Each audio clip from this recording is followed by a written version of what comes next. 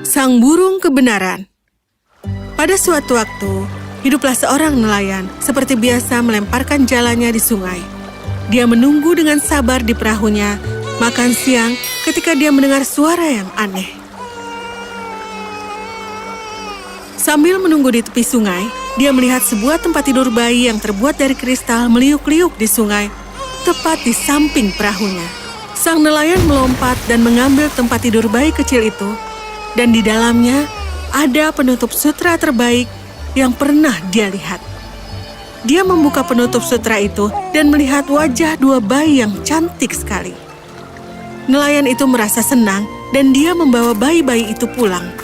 Istriku, lihat siapa yang aku temukan di sungai hari ini.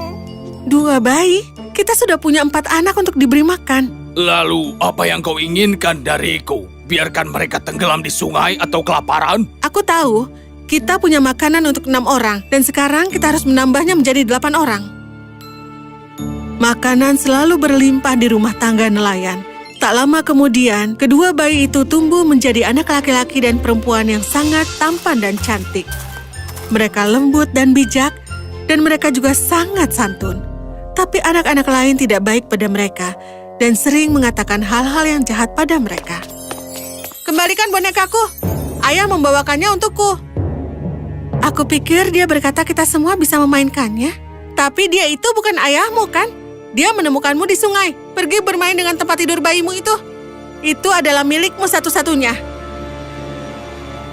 Saudara dan saudari itu terkadang menjadi begitu letih, sehingga mereka pergi ke hutan untuk melepas lelah. Di sana mereka akan mengambil roti yang telah mereka simpan dari sarapan mereka dan menghancurkannya untuk burung-burung yang mengajari mereka banyak hal, seperti bahasa burung, cara hidup di hutan, dan juga cara bernyanyi. Dan pada suatu malam, setelah anak-anak lain bersikap kasar pada mereka, saudara dan saudari yatim piatu itu memutuskan sesuatu. Tidak peduli seberapa keras kita berusaha, mereka hanya tidak bisa menyukai kita. Dan itu hanya membuat ibu dan ayah dalam kesulitan. Tidakkah menurutmu sebaiknya kita pergi? Ibu dan ayah akan pergi ke kota besok. Kita akan pergi setelah mereka pergi. Jadi pada hari itu, ketika sang nelayan dan istrinya pergi ke kota, saudara dan saudari itu meninggalkan rumah ke dalam hutan. Mereka berjalan selama 3 hari, dan pada malam hari mereka merasa sangat lelah. Tiba-tiba, mereka melihat gubuk di kejauhan. Lihat itu di sana. Kau pikir kita harus pergi ke sana? Mungkin di sana ada tempat beristirahat untuk kita. Mereka pergi ke gubuk dan mengetuknya, tapi tidak ada seorang pun di sana. Sekarang apa yang harus kita lakukan? Ya, lihat, ada bangku di sana. Setidaknya kita bisa beristirahat di sini malam ini. Lalu mereka duduk di bangku untuk beristirahat, tetapi tidak ada yang bisa tidur. Ketika mereka berbaring melihat bulan dan bintang-bintang, mereka tiba-tiba mendengar suara. Ada obrolan keras di pohon-pohon di dekatnya. Dan karena mereka tahu bahasa burung, mereka bisa mengerti apa yang dilakukan oleh burung-burung itu. Kau datang ke sini dari kota? Ya ampun, apa yang kau pikirkan yang bisa kau dapatkan di hutan? Baiklah, hanya perubahan udara. Aku sedang kedinginan akhir-akhir ini. Burung juga merasakan dingin? Shh, dengarkan saja. Jadi, apa yang terbaru di kota besar ini? Oh, seperti biasa. Raja yang malang masih sengsara. Sepertinya tidak ada yang bisa memberinya hiburan dan kedamaian. Pasti sulit baginya dengan ratu dan anak-anaknya pergi. Oh, tidak. Dia itu belum pergi. Dia itu dikurung di dalam menara. Apa maksudmu? Ya, aku belum melihatnya sendiri. Tapi aku kenal seekor kakak tua yang tinggal di taman istana. Kumohon, beritahu kami yang kau dengar. Kau tahu kan bahwa raja menikahi seorang wanita cantik yang telah jatuh cinta padanya? Tentu saja kami tahu. Kau lihat kan, gadis itu sama bijaknya dengan kecantikannya.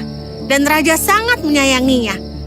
Dia menemukan bahwa beberapa pejabat istana dan menteri menjarah raja. Dan dia berusaha untuk mengekspos mereka. Benar kau? Iya, tetapi para pejabat yang korup mengetahui hal ini, dan ketika raja harus pergi berperang, mereka menangkap ratu dan menguncinya di menara. Dan sang pangeran dan sang putri? Mereka mengambil si kembar, menaruhnya di tempat bayi kristal, dan mengirim mereka mengambang di atas sungai. Kakak tua itu mengatakannya dan dia melihatnya sendiri. Pada saat itu, mereka mendengar tentang tempat tidur bayi kristal yang telah menjadi tempat tidur mereka, yang hanyut di sungai ketika nelayan melihat mereka dan membawanya pulang. Pergilah bermain dengan tempat tidur bayimu itu, karena itu adalah satu-satunya milikmu. Bukankah raja berusaha mencari mereka? Rupanya, para pejabat yang korup memberitahu dia bahwa karena takut perang, sang ratu telah melarikan diri bersama kedua anaknya. Dan bahkan, sang raja sama sekali tidak tahu kalau istrinya dikurung di dalam menara. Bagaimana jika pangeran dan putri yang sebenarnya pergi ke istana? Apakah raja akan mengenali mereka? Kau berbicara bahasa kami? Iya, benar. Beberapa burung sepertimu cukup baik untuk mengajar kami. Tempat tidur bayi kristal yang kau bicarakan itu, ya, kami dibaringkan di dalamnya dan dikirim mengapung di sungai, di mana seorang nelayan menemukan kami dan membawa kami pulang. Itu artinya kau adalah pangeran dan putri itu? Ya, lihat tata krama mereka yang menawan. Tentu saja iya. Tapi siapa yang percaya mereka? Bagaimana mereka membuktikan siapa mereka kepada raja? Ada seekor burung, burung kebenaran. Satu-satunya burung yang ada di seluruh dunia yang bisa berbicara bahasa manusia. Burung itu sadar akan setiap kebenaran di dunia. Hanya dia yang bisa membantu kalian. Di mana kita bisa menemukannya? Ada seorang penyihir yang tinggal di sebuah gua di Gunung Ungu. Dia akan memberitahumu jalan ke kastil datang dan tidak pernah pergi. Tempat burung itu ditawan. Tetapi, sebelum kau memasuki kastil, bicaralah kepada burung hantu yang hanya bisa berbicara satu kata manusia. Melintas. Terima kasih banyak. Kami akan melakukan apapun untuk bisa kembali ke ayah kami. Jadi, sang pangeran dan sang putri berjalan ke hutan. Mereka sangat bahagia dan sangat ingin bertemu dengan ayah mereka. Dan akhirnya membebaskan ibu mereka sehingga mereka lupa semua tentang kelaparan dan kelelahan mereka dan berjalan terus. Mereka akhirnya sampai ke gua di Gunung Ungu tempat sang penyihir tinggal. Mereka dengan beraninya mengetuk pintu. Siapa yang berani datang ke sini pada jam yang tidak wajar ini? Astaga! Apa yang kalian lakukan di sini? Kita perlu tahu jalan menuju kastil datang dan tidak pernah pergi. Itu. Kalian bisa pergi besok pagi. Sampai saat itu, mengapa kau tidak tidur dengan kadalku saja? Terima kasih, Nyonya. Tapi kami benar-benar ingin berada di jalan kami. Aku akan menunjukkan jalannya. Hanya kalau kalian membawakan aku air dari air mancur berwarna yang ada di tengah-tengah halaman kastil. Tentunya, Nyonya. Maka, sang penyihir memberi mereka toples untuk membawa air dari air mancur berwarna dan mengirim anjingnya untuk membawanya ke kastil. Di mana burung hantu itu? Burung-burung telah meminta kita untuk berbicara dengannya sebelum kita memasuki kastil. Saat itu, mereka mendengar suara. Melintas, melintas. Burung hantu. Burung hantu yang baik, kita harus memasuki istana datang dan tidak pernah pergi. Kami diminta untuk berbicara denganmu sebelum kami masuk. Apakah penyihir menunjukkan jalannya? Iya. Dan apakah dia memintamu untuk mengambilkan air dari banyak air mancur berwarna? Iya. Jangan lakukan itu. Isi tabung penyihir dengan air dari mata air yang mengalir di sebelah air mancur berwarna. Selanjutnya, masuk ke dalam. Ada kandang burung dengan semua jenis burung. Yang masing-masing akan berteriak kepadamu bahwa itu adalah burung kebenaran. Burung kebenaran yang sebenarnya ada di sudut seekor merpati perak. Lakukan semua ini secepat seorang raksasa datang ke sini setiap malam atas perintah penyihir. Terima kasih banyak, burung hantu. Lalu, mereka melakukan persis seperti yang dikatakan oleh burung hantu. Mereka mengisi tabung penyihir dengan air dari mata air dan mereka pergi ke kandang burung di mana burung-burung berteriak. Aku adalah burung yang sebenarnya. Pembohong, aku burung kebenaran yang sesungguhnya. Tidak, akulah. Tidak, aku.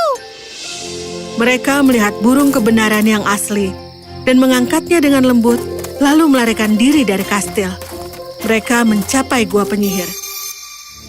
Oh, jadi kalian menemukan burung kebenaran? Di mana air dari banyak air mancur berwarna? Berubahlah menjadi kadal, kalian berdua.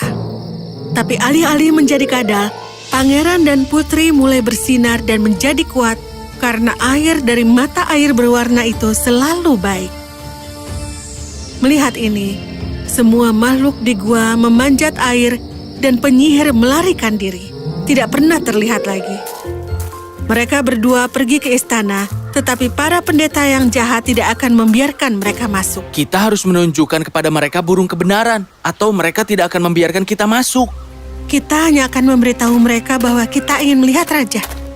Apa yang kalian lakukan berdua di sini? Kami ingin bertemu raja. Kami punya hadiah kecil untuknya.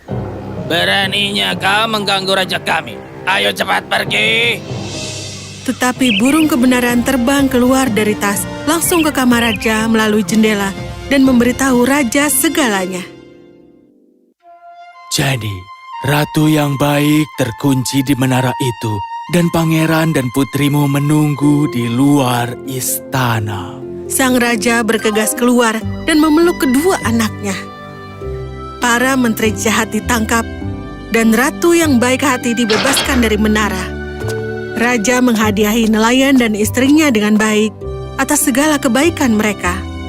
Dan sejak saat itu, pangeran dan putri hidup bahagia selamanya bersama orang tua mereka.